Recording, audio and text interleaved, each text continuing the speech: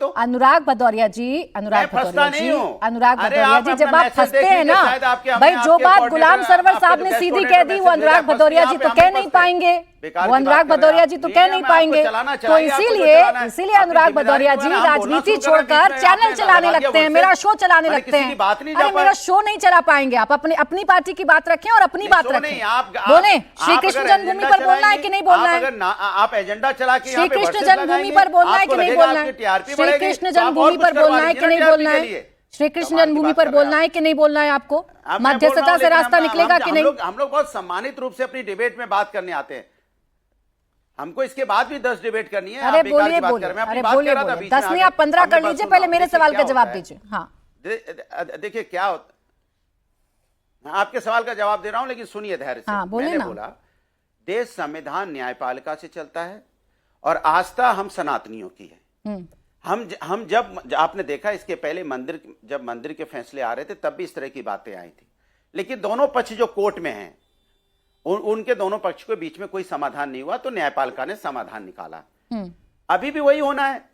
लेकिन भारतीय जनता पार्टी को क्या है भाई, हम लोग तो पक्षकार है नहीं, हमारा बस इतना होता है कि हमारा जो आस्था है उस पर कोई चोट नहीं पहुंचनी चाहिए, वहां पे कोई चोरी नहीं होनी चाहिए। अगर प्रभु का मंदिर बन गया है तो चढ़ावा में चोरी ना हो। अगर वहां पे मथुरा में भी अगर इस तरह का यहाँ चोरी का काम होगा, अगर वहां भी इस तरह की बात आएगी तो वहां भी हम आवाज उठाएंगे। सनातनी है ना, सभी धर्मों का सम्मान करते हैं। जो न्यायपालिका मसला हल तो हो जाने दीजिए। सिर्फ दो टुक पूछिए कि बैठकर बातचीत होनी चाहिए कि नहीं होनी चाहिए। एक सेकंड अनुराग भदौरिया जी, देखिए आपने मेरे सवाल का जवाब नहीं दिया, मैं फिर आपके पास आऊंगी दूसरे राउंड में, अजय आलोक जी को ले आऊं चर्चा में। मैंने आपसे सीधा पूछा था मध्यस्थता होनी चाहिए कि नहीं, संविधान क्या कहता है मेरे देश का, न्यायपालिका क्या कहती है मेरे देश की, वो मुझे भी पता है और जितने पैनलिस्ट बैठे हैं सबको पता है। आपको क्या पता है, आपको ये बताना है।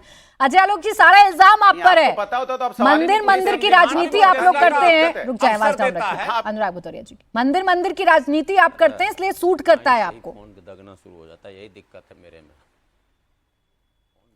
देखिए कारी साहब भी बैठे हुए हैं, हाफिज साहब भी बैठे हैं, दोनों ने अपने विचार रखे। दोनों के हिसाब से बातचीत होनी चाहिए, पहल होनी चाहिए। कट्टरपंथियों का बोलबाला नहीं होना चाहिए, ये तो कारी साहब भी मानेंगे, हाफिज साहब भी मानेंगे कि हिंदुओं में कट्टरपंथियों को बहुत ज़्यादा कदर नहीं की जाती है, उनकी बातें नहीं सुनी जाती हैं। क्योंकि कट्टरपंथ से अगर हिंदू धर्म चलता तो ये मस्जिद में ये कोर्ट वोट जाने की नौबत ही नहीं आती। पाकिस्तान अफगानिस्तान वाला हिसाब किताब हो जाता, कट्टरपंथ से चल रहा है, निपटा देते तुरंत कट्टरपंथ के हिसाब से। लेकिन हिंदू सहिष्णु है, कट्टरपंथी नहीं है।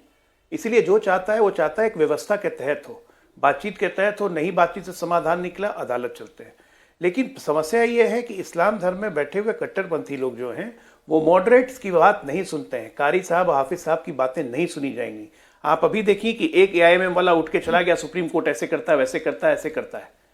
बाबरी मस्जिद का निर्णय आने पे भी ओवैसी साहब के सुप्रीम कोर्ट के प्रति कैसे बोलते हैं, सुप्रीम कोर्ट इज नॉट इनफॉलिएबल। ये लोग ये नहीं चलेगा। जी मैं प्राची जी, अजय आलोक जी के इन बात से मैं वन वे नहीं कह रहा हूँ, मैं वन वे नहीं कर रहा हूं, थोड़ा सा सॉरी कहते हुए मैं खत्म कर लूं। आलोक जी, हाफिज साहब मैं खत्म कर लेता हूं।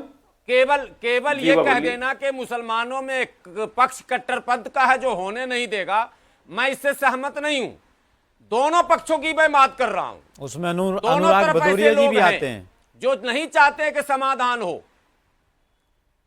बोले चलो, दोनों पक्षों के में ऐसे लोग हैं जो समाधान नहीं चाहते। वो मीडिएशन की बात है, लीगली प्रोसेस जो भी है। अरे वाइफ हस्बैंड के झगड़े को भी कोर्ट ले जाइए तो वहां भी कोर्ट कहती है कि एक बार मीडिएशन में आ गई, आपकी बात आ गई, पता बात बन जाए। आपकी बात आ गई, आपने जो सवाल किया उसका जवाब देंगे अजय आलोक जी, बोले।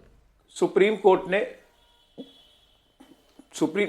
कोर्ट ने अयोध्या मसले पे भी कोशिश की थी कि आपसी बातचीत से मसला सरल हो जाए।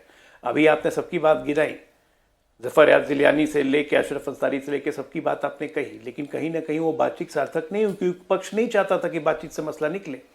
आज भी सुप्रीम कोर्ट ये नहीं चाहता है कि धर्मों पर अपना फैसला थोपा जाए। आप समझिए ये बात, न्यायपालिका नहीं चाहता है कि किसी की भी आस्था पे न्यायपालिका का फैसला थोपा जाए। इसलिए वो न्यायपालिका आज की तारीख में चाहती है कि दोनों धर्म के लोग बैठें।